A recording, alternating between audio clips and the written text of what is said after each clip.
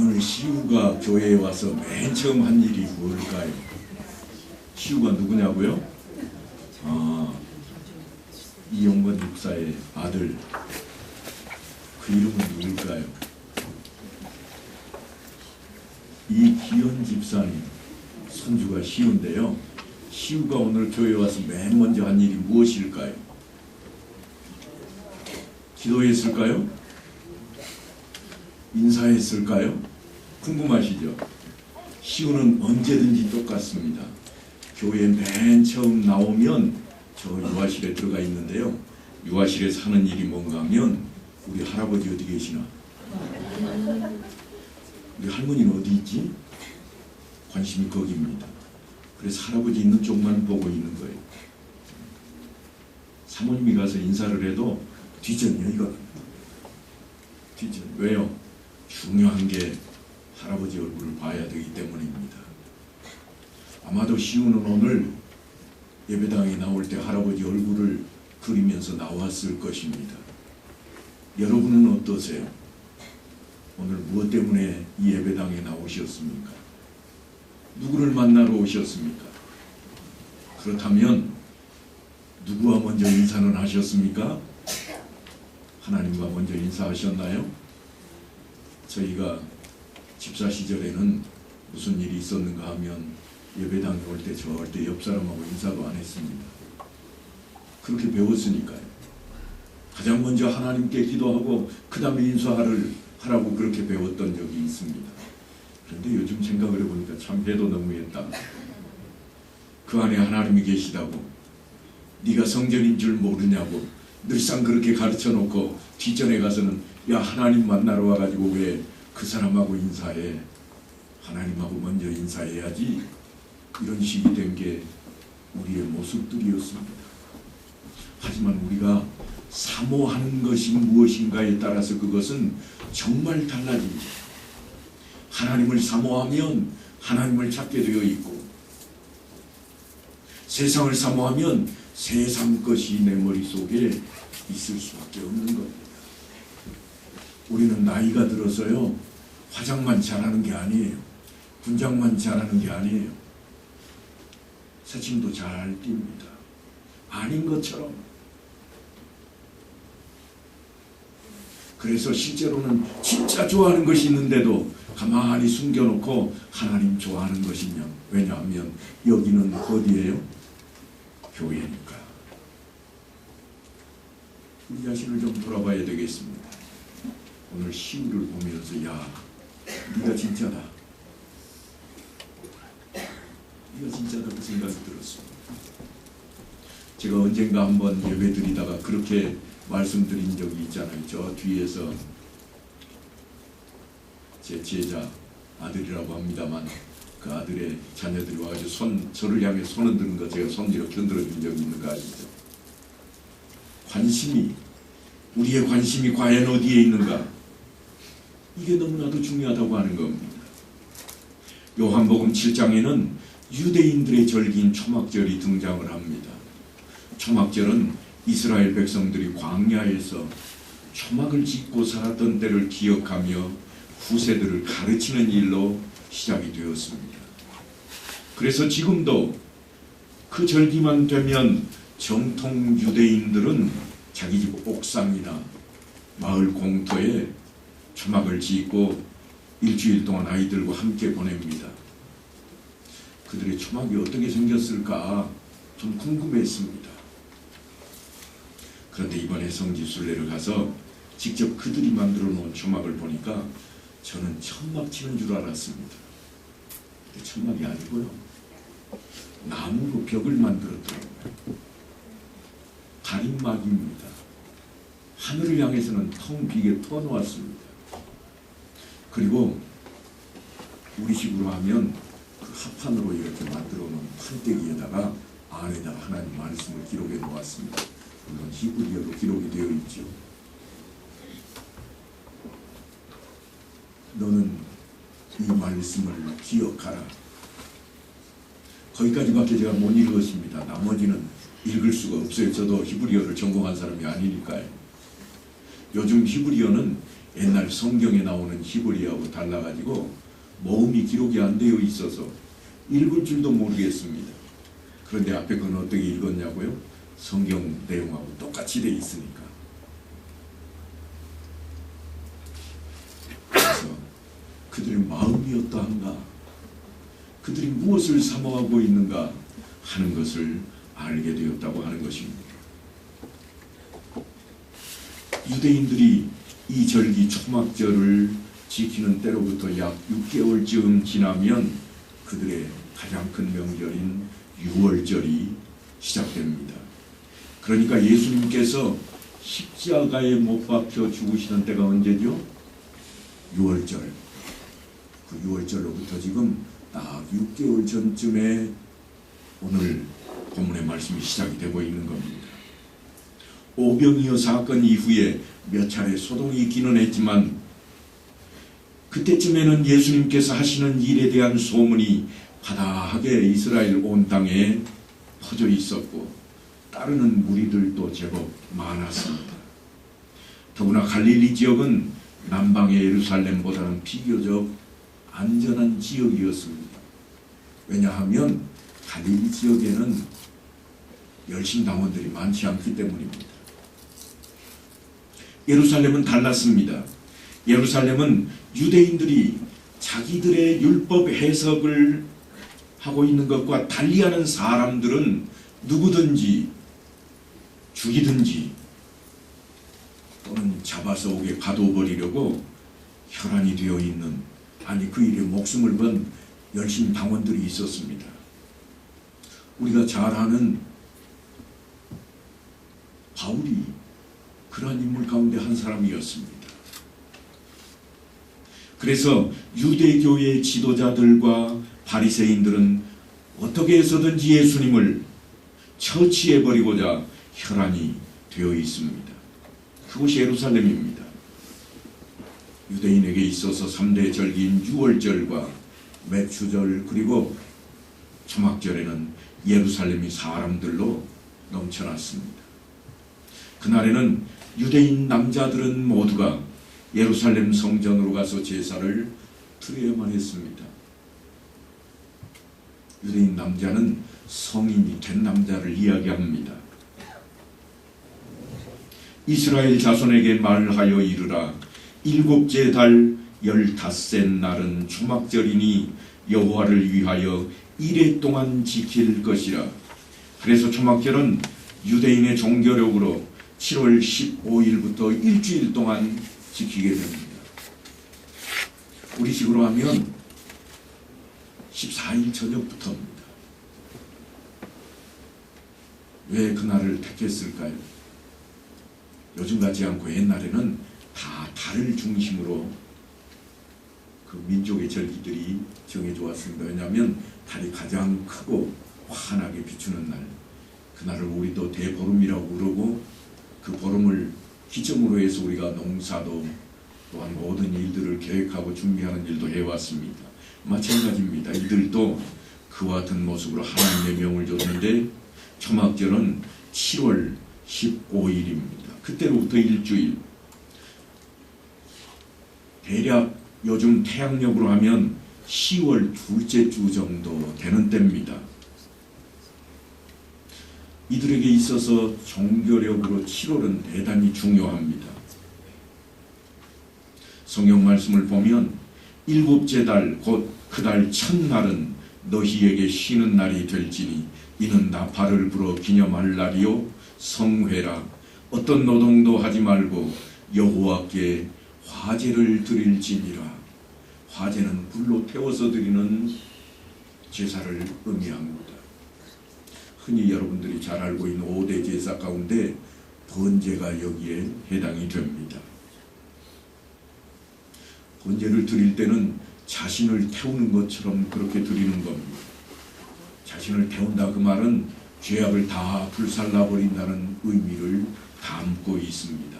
그래서 자기 죄를 제물에 전가시키고 그 제물을 제사장이 잡아서 불로 태워서 그 죄를 말끔하게 없애버립니다. 그러면 하나님께서 그를 죄인이 아닌 자로 보겠다. 그런 차원이었습니다. 그날이 다름 아닌 10월 첫째 날 나팔절입니다. 물론 유대력으로는 그날이 새해 첫날입니다. 우리식으로 하면 정월 초하루입니다. 정월 초하루가 있고 태양력으로 1월 1일은 우리가 따로 지키잖아요. 대부분 우리는 새해 됐다 그러면 언제예요? 태양력으로 1월 1일. 정월 초하루는 설날. 똑같은 의미일 건데 달리 그렇게 부르듯이 유대인들에게는 달력이 3개가 있습니다. 태양력만 있는 게 아니라 종교력이 있고 유대력이 또 따로 있습니다. 그러니까 여러분들이 성경을 읽다가 이날이 왜 이렇게 돼 있지? 그것은 유대력이 아닌 종교력입니다. 지금 말씀드리는 것은 지금 유대인들에 대한 유대력에 대한 이야기를 하고 있습니다. 그리고 그 정월 초하루, 우리식으로 하면 초하루 7월 1일이 지나고 열흘이 지난 뒤에가 되면 아주 중요한 속죄일이 그들에게 다가옵니다. 속죄일은 뭐하는 날인가? 7째 달 열흘날은 속죄일이니 너희는 성회를 열고 스스로 괴롭게 하며 여호와께 화제를 드리고 이날에는 어떤 일도 하지 말 것은 너희를 위하여 너희 하나님 여호와 앞에 속죄할 속죄일이 됨이니라. 대제사장 1년에 한 차례 속죄일을 맞아서 자신과 백성들, 다시 말하면 이스라엘 전체의 죄의 사함을 받기 위해 지성소로 들어가는 날입니다. 지성소로 들어갈 때는요, 대제사장마저도 자신이 입고 있던 대제사장복을 벗고 세마포 차림으로 들어가야 했습니다. 이날은 대제사장이 자신과 가족을 위한 속죄제, 그리고 백성들을 위한 속죄제를 드리고, 그리고 자신의 번제와 백성들의 번제를 제단에 이처럼 여러 차례 제사를 드린 후에라야 하나님 전 안으로 들어갔습니다. 다시 말하면 지성소 안으로 들어가게 되었다고 하는 겁니다. 그래서 이스라엘 사람들은 이 날을 가리켜서 욤 키푸르라 그렇게 부릅니다. 대속죄일이라 그런 말입니다. 그런데 거기 보면 말씀을 조금 전에 제가 읽어드렸지만 속죄일에 어떻게 하라고 되어 있는가 하면 스스로 괴롭게 하며, 한번 따라해 볼까요? 스스로 괴롭게 하며. 뭐가 생각나시나요? 이날은 성일이니 스스로 괴롭게 하라. 여러분은 뭘 하시겠습니까? 유대인들은 스스로 괴롭게 하라 하는 이 성경 말씀을 통해서 생각해낸 것이 무엇인가 하면 스스로 자해하는 것이었습니다. 요즘 천주교에서 여전히 행하고 있습니다. 그래서 성전에 오를 때, 요즘은 다시 말하면 예배당에 오를 때 무릎을 꿇고 무릎으로 혹은 손을 바닥에 짚고 네 발로 기어서 가는 것을 잘하는 것이냐 여겼습니다. 그래야 스스로 괴롭게 한다고 여겼습니다. 어떤 사람들은 칼로 몸을 긋기도 했습니다. 그래서 상처가 누가 더 많은가? 우리식으로 하면 누가 40일 금식을 더 많이 했는가? 나는 7번 했다. 너는 몇 번 했냐? 나 한 번도 안 했는데 너는 사람도 아니요. 어떤 사람이 아니라고요? 하나님의 종이 아니라는 거예요. 그렇게 매듭 짓는 것이 누구였는가 하면 다름 아닌 유대인들이요, 또한 종교인들이었습니다. 그런데 원문 성경에 보면 그 단어가 뭐라고 되어 있는가 하면 아나라고 하는 단어입니다. 빨리 와닿지 않죠? 제가 어느 날 신방을 하다가 한 가정을 갔는데 한 권사님이 옆에 있는 개를 보고 하나 집어 던져주면서 하시는 말씀이 있더라고요. 그게 뭐예요? 아나. 그래서 야, 외우기 쉽겠다. 뭐가요? 아나. 아나 그러면 걔가 어떻게 하죠? 나 납작 엎드립니다. 짓는 법이 없습니다. 공손해집니다. 왜냐하면 먹을 걸 들고 있으니까. 그 단어가 그런 단어입니다. 실제적으로 히브리어로 아나라고 하는 단어가 뭔가 하면 자신을 낮추다, 너 자신을 부인하라 하는 이 단어입니다. 그러니까 주인 앞에서 납작 엎드리는 겁니다. 절대 자기를 드러내지 않습니다. 못 드러냅니다. 지금 이 단어가 그렇게 쓰여 있더라고요. 놀랍잖아요. 우리말도 아닌데 아나 그러면 납작 엎드리는 것처럼 자해하고 금식하는 것이 문제가 아니라 자신을 낮추고 더욱 낮추는 것이 속죄일에 그들이 해야 될 일이라고 하는 것입니다. 그리고 하나님께 제물을 드려 죄사함을 받으라고 하는 것이 다름 아닌 대속죄일입니다. 이 대속죄일이 지나고 5일 후가 되면 어느 날이 오는가 하면 초막절입니다. 그래서 초막절에 제가 초막을 어떻게 쳤다고 일러드렸죠? 벽만 쌓고 하늘은 가리우지 않았다.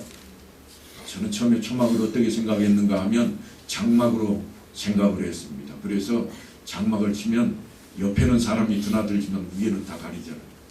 우리 천막도 그러게 돼 있잖아요. 그런데 실제로 이 사람들이 초막절에 치는 그 초막은 다름이 아닌 공중은 터져 있고 옆은 다 가리고, 다시 말하면 하늘만 바라보고 일주일을 지내는 겁니다. 자녀들과 함께 가족이 모여서 그 안에서 준비해온 식은 빵을 먹고 식은 나물을 먹고 다 식어 있는데, 그러면서 어디를 바라보고 있는가 하면 하늘을 바라보고 있습니다. 그런데 오늘 성경에 보면 이 초막절이 가까이 다가오고 있는데 예수님께서 예루살렘으로 올라갈 기미가 보이지를 않습니다. 그래서 예수님의 형제들이 하는 말입니다. 당신이 행하는 일을 제자들도 보게 여기를 떠나 유대로 가소서. 스스로 나타내기를 구하면서 묻혀서 일하는 사람이 없나니 이 일을 행하려 하거든 자신을 세상에 나타내소서 그럽니다. 여기 보면 제자들도 보게 그랬는데 12제자 이야기가 아니라 사람들을 가리킵니다. 따르는 사람들, 무리들을 가리키는 단어이고요. 유대로 가소서 하는 이 유대는 유대 땅 예루살렘을 이야기합니다. 유대 땅에는 중요한 지역이 둘이 있습니다. 그게 어디냐면 예루살렘은 시온이라고 해서 중요하고 또 다른 하나는 베들레헴입니다. 베들레헴이 왜 중요하죠? 메시아가 태어날 곳이니까. 거기로 가라는 겁니다. 예수님의 형제들도 예수님의 인기를 실제로 실감하고 있습니다. 그런데 이들이 예수를 믿었는가? 말씀을 자세히 읽어보면 예수님의 형제들이 예수를 믿지 않았다고 기록이 되고 있습니다. 나중에는 믿어서 야고보서까지 기록이 되지만 아직은 아닙니다. 예수님의 형제들이 그래서 뭐라고 하는가 하면 시골에 묻혀있지 말고 도시로 올라가서 만방의 이름을 떠치라는 겁니다. 같이 가겠다는 거예요. 유명세를 타면 옆에 있는 사람들에게도 뭔가 떨어지는 게 있잖아요. 더구나 명절이 다가오고 있으니 얼마나 좋은 호기를 만난 겁니까? 예루살렘에는 절기로 인해서 사람들이 잔뜩 몰려들 것이니 이 황금 같은 기회를 놓치지 말라는 겁니다. 사람에게는 누구나 일생에 기회가 몇 번 있다고 그러죠? 3번 있다고요. 성경에도 안 나와 있는데 잘도 아세요? 성경에 나오는 것은 어디쯤인지 생각도 안 나지만 좌우지간 기회가 3번 있다. 우리는 잘 알고 있습니다. 그런 기회를 바라는 것은 인지상정일 것입니다. 하지만 주님의 평가는 조금 다릅니다. 사도 요한이 그 속내를 들여다보고 이렇게 기록해 놓았습니다. 이는 그 형제들까지도 예수를 믿지 아니함이러라. 요한이 보니까 예수님 보고 시골에 묻혀있지 말고 저 예루살렘으로 가라고 하는 그 형제들이 믿음이 없게 보인 겁니다. 바른 믿음을 소유했다면 그런 말을 하지 않았을 거라는 겁니다. 이 부분은 사실 우리도 대충 넘길 수 없는 부분입니다. 왜냐하면 나를 위한 기회와 때를 행여나하고 기다린다면 내가 예수를 믿지 않는 꼴이 되어버리기 때문입니다. 기회를 한번 기다리신 분이 계신가요? 다 기다리시나요? 이 말씀대로면 기다리고 있으면 믿음이 없는 자가 되어버립니다.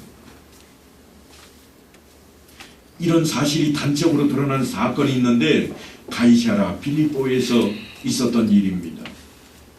사람들이 주님에 대해서 뭐라고 그러는가 하면 어떤 이는 세례 요한이라, 더러는 엘리야라, 또 어떤 이는 예레미야나 선지자 중에 하나라, 그렇게 말을 합니다. 그래서 주님께서 제자들에게 묻습니다. 너희는 나를 누구라 하느냐? 그때 아주 우리가 엄청나게 중요한 말씀을 듣게 되잖아요. 베드로가 당당하게 신앙을 고백하고 있는 모습을 우리는 잘 알고 있습니다. 좋은 시대에 살고 있는 거예요. 우리가 그걸 알고 있으니까요. 주는 그리스도시요 살아계신 하나님의 아들이시니이다. 그 말을 들은 예수님은 아주 크게 기뻐하셨습니다. 왜냐하면 예수님께서 제자들이 예수님을 생각하기를 메시아로 생각합니다. 아, 내 제자들도 이제 나를 메시아로 알아보기 시작했구나. 나를 따라다니더니 서당계 3년이면 풍어를 읊는다고 야 달라졌네. 그 생각이 드셨을 겁니다. 그래서 장차 예루살렘에서 받게 될 십자가 사건과 사흘 만에 부활하실 것을 처음으로 그들 앞에 설명을 하십니다. 그런데 그 설명을 듣자 베드로가 깜짝 놀랍니다. 그래서 주님을 만류하고 나섭니다. 주여 그리 마옵소서, 이 일에 결코 주께 미치지 아니하리이다. 그 말은 뭔가 하면 절대로 그런 일이 일어나게 가만 내가 안 있겠습니다. 실제로 그랬던 적이 있습니다. 예수님을 붙잡으러 오는 다른 유다와 또한 제사장의 소아들이 올 때에 베드로가 뭐를 했죠? 칼을 들고 귀를 잘라버렸죠. 가만 안 두겠다는 거예요. 감히 예수님을, 감히 나의 하나님, 그리스도란 히브리어로 다시 바꾸면 뭐가 된다고 그랬어요? 히브리어로 바꾸면 그리스도가 메시아. 성경 공부 잘하셨네. 그리스도는 어느 나라 말이에요? 그리스, 헬라 말입니다. 그러니까 여러분들이 생각을 하시면서 이 말씀을 읽어야 돼요. 어떤 제자들이라도 아마도 베드로처럼 그러지 마세요 그랬을 겁니다. 그런데 그 말을 들은 주님의 낯빛이 확 바뀌었습니다. 그리고 하신 말씀이 이겁니다. 사탄아, 내 뒤로 물러가라. 그런다고 여러분 다 그렇게 따라하지 마십시오. 그저 교회 올라오고 그러는데 밥 차려다는 남편 보고 이 사탄아 물러가라 그러고 오시면 안 돼요. 주님께서 하신 말씀이에요. 주님께서 뭐라고 그러는가 하면 뒤에 정말 우리가 들어야 할 말이 있습니다. 너는 나를 넘어지게 하는 자로다. 네가 하나님의 일을 생각하지 아니하고 도리어 사람의 일을 생각하는도다. 그렇게 큰 칭찬을 받았던 베드로입니다. 그런데 순식간에 사탄의 하수라는 평가를 듣게 되어버리고 맙니다. 이유는 딱 하나입니다. 조금 전에 뭐라고 그랬어요? 하나님의 일을 생각하지 아니하고 사람의 일을 생각하는도다. 주님께서는 지금 하늘 이야기를 하고 계시는데 베드로는 세상 일로 해석을 하고 있다고 하는 겁니다. 사람의 일, 다시 말해서 이름을 내고 출세하는 일이 그렇게 심각한 것인 줄 아무도 생각하지 못했습니다. 우리도 예수를 믿지만 출세하는 거 좋아합니다. 우리도 예수를 믿지만 이름 내는 건 너무나 좋아합니다. 바로 그런 것 때문에 성경은 세상 일을 이야기할 때마다 뭐라고 하는가 하면 하나님의 임재 앞에서 그럽니다. 조금 쉽게 말하면 하나님이 함께 하시니, 누구에게 쓰여졌던 내용인 것 같아요? 요셉을 평할 때 하나님이 함께 하시니 감옥에 갇혀 있는데도 형통했더라. 그렇게 성경이 기록을 해놓았잖아요. 우리도 마찬가지입니다. 우리가 사는 데 있어서 늘 성경이 우리에게 요구하는 게 뭔가 하면 주 안에서 그렇게 살아가라고 우리에게 요청을 하고 있습니다. 이제 초막절 절기가 다가오고 있는데 예수님의 동생들이 하는 말입니다. 오늘 본문 말씀인데, 당신이 행하는 일을 제자들도 보게 여기를 떠나 유대로 가소서. 스스로 나타나기를 구하면서 묻혀서 일하는 사람이 없나니 이 일을 행하려 하거든 자신을 세상에 나타내소서. 그때 주님께서 이렇게 답변을 합니다. 너희는 명절에 올라가라. 내 때가 아직 차지 못하였으니 나는 이 명절에 아직 올라가지 아니하노라. 사도 바울이 때가 참에 하나님이 그 아들을 보내사 그렇게 예수님을 표현했는데, 그렇게 주님이 이 땅에 오심을 소개한 것과는 사뭇 다른 분위기입니다. 전에도 설명을 드린 적이 있습니다만 시간은 바라보는 관점에 따라서 두 가지로 이야기할 수 있다고 그랬습니다. 그때 다 헬라말을 우리가 한 번씩 배웠는데요. 시간에는 두 종류가 있는데 하나는 카이로스라 그러고 하나는 크로노스라 그랬습니다. 일상적으로 흘러가는 시간이 있습니다. 우리가 말하는 세월, 붙잡아도 붙잡히지 않는 것이 뭐라고요? 세월이라고. 이 시간을 크로노스라 그럽니다. 그런데 붙잡히는 시간이 있습니다. 그 시간을 카이로스라 그럽니다. 무슨 말인가 하면 의미가 부여된 시간입니다. 그러니까 하나님의 뜻이 담긴 하나님의 때에 대한 이야기입니다. 예수님께서 내 때라고 말씀하시는 것은 바로 그 의미가 부여된 하나님의 시간을 말씀하고 있습니다. 그래서 주님께서 내가 하늘에서 내려온 것은 내 뜻을 행하려 함이 아니요 나를 보내신 이의 뜻을 행하려 함이니라. 그렇게 자기의 때를 공지해 놓고 있습니다. 오늘 본문에서도 주님은 그래서 내 때가 아직 차지 못하였다고 말씀을 하고 있습니다. 무슨 말씀인가 하면 성부 하나님께서 작정하신 십자가의 죽으심과 부활하시게 될 일을 말씀하고 있습니다. 그것이 주님의 때입니다. 우리는 어떠할까요?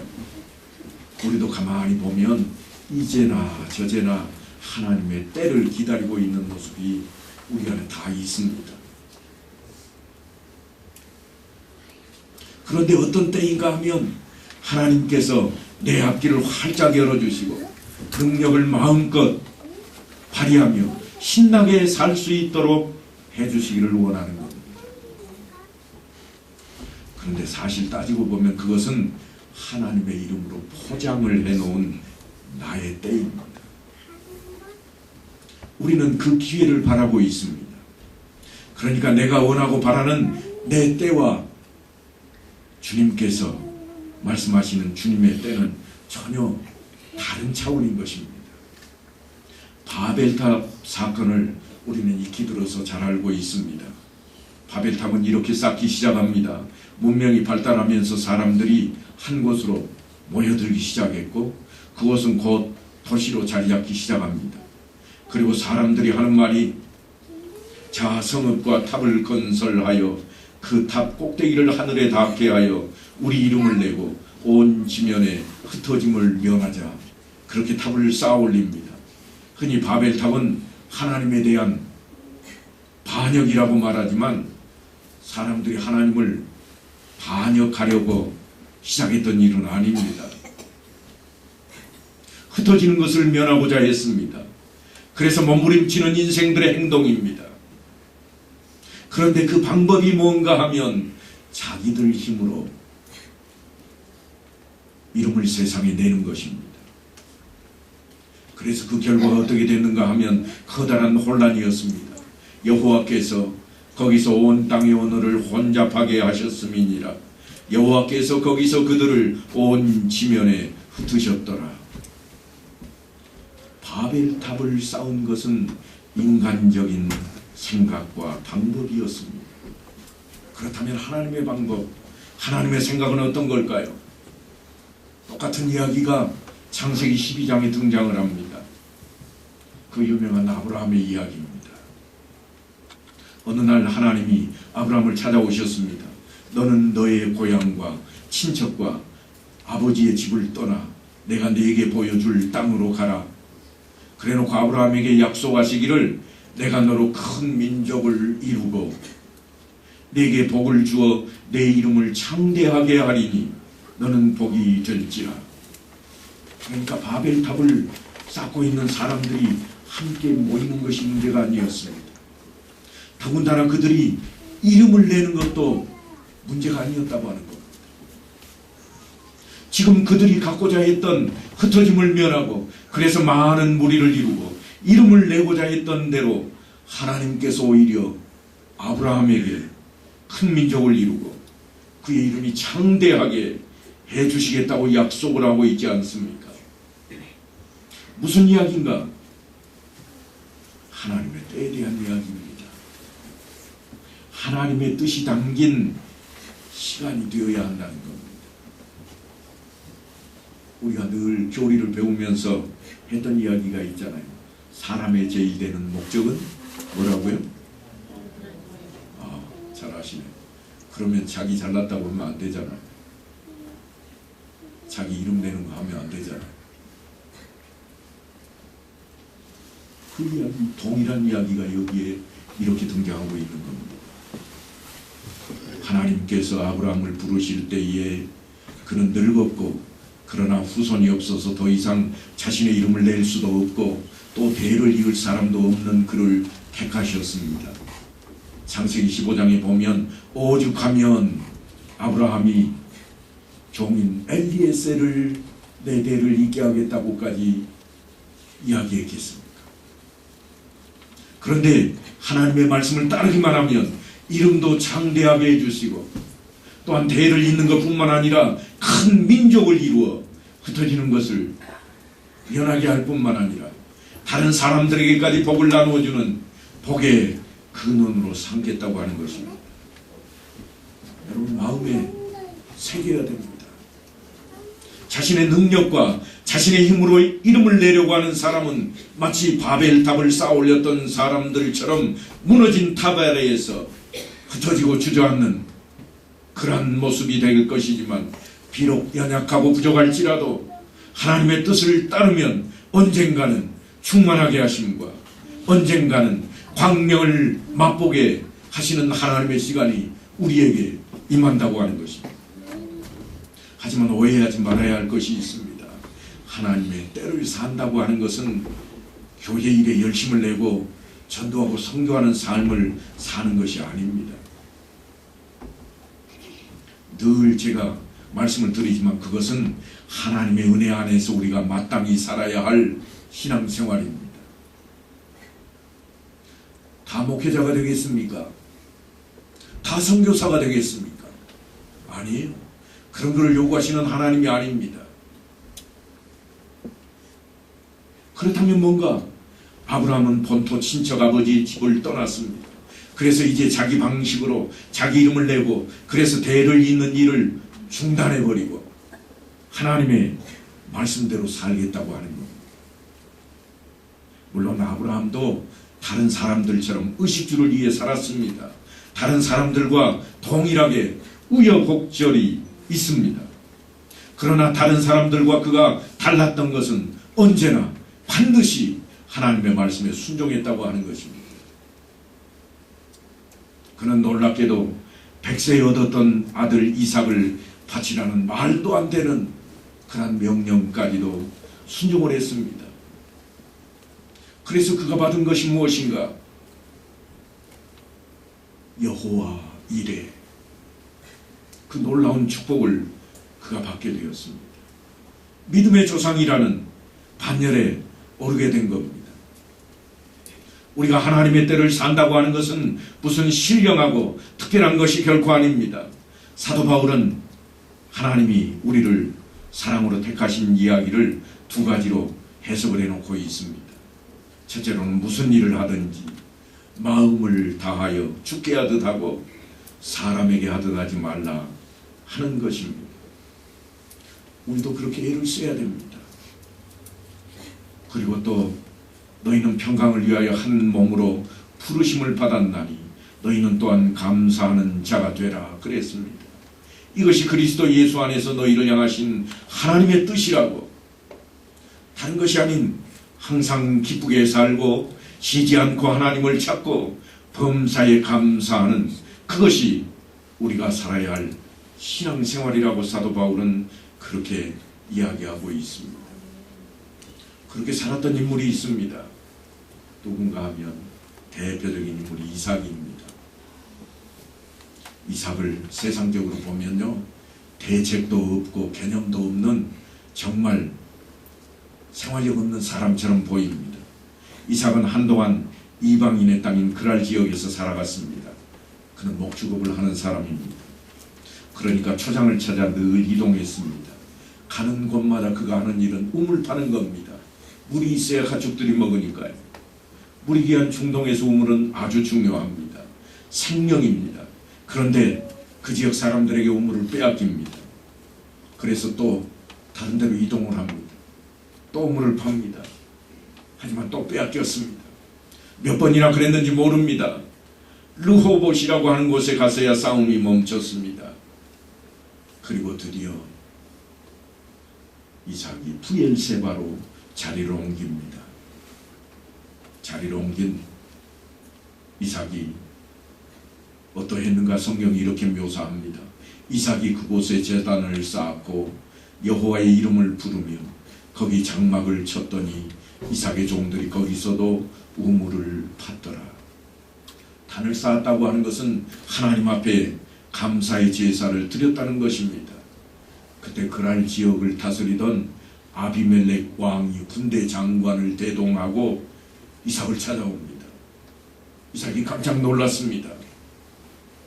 그런데 아비멜렉 왕이 이삭 앞에 납작 엎드립니다. 그리고 이런 말을 합니다. 여호와께서 너와 함께 계심을 우리가 분명히 보았으므로 너는 우리를 해하지 말라. 이제 너는 여호와께 복을 받은 자니라. 절대 강자였던 아비멜렉이 바보 같아 보였던 이삭에게 납작 엎드렸습니다. 남 좋은 일만 시키고 열심히 종들 시켜서 우물 팠다가 빼앗기고 도망가고 그런 이삭인데 절대 강자인 아비멜렉이 그 앞에 엎드리게 된 겁니다. 성경은 만사가 때가 있다고 가르칩니다. 범사에 기한이 있고 천하만사가 다 때가 있나니 날 때가 있고 죽을 때가 있으며 심을 때가 있고 심은 것을 뽑을 때가 있으며 죽일 때가 있고 치료할 때가 있으며 거을 때가 있고 세울 때가 있으며 하나님께서 그렇게 하시는 데는 다 이유가 있습니다. 하나님이 모든 것을 지으시되 때를 따라 아름답게 하셨고 사람들에게는 영원을 사모하는 마음을 주셨느니라. 사람들이 영원을 사모한답니다. 무슨 말씀인가 하면 하나님을 사모하게 지어 놓으셨다고 하는 겁니다. 그래서 본문을 통해 주님께서 하시는 말씀입니다. 내 때는 아직 이르지 아니하였거니와 너희 때는 늘 준비되어 있느니라. 예수님께서는 우리 인생들의 때를 위하여 몸소 십자가를 지셨고 우리는 그 은혜의 사랑 안에 살게 되었습니다. 그래서 여전히 준비되어 있는 그때를 이루라고 말씀합니다. 사랑하는 성도 여러분, 이제 무슨 일을 하든지 죽게 하듯 하셔서 하나님께 영광을 돌리시고 사람들에게는 하나님께서 허락하시는 복의 통로가 되어서 복의 근원이 되는 삶을 이루게 되시기를 간절히 축원합니다.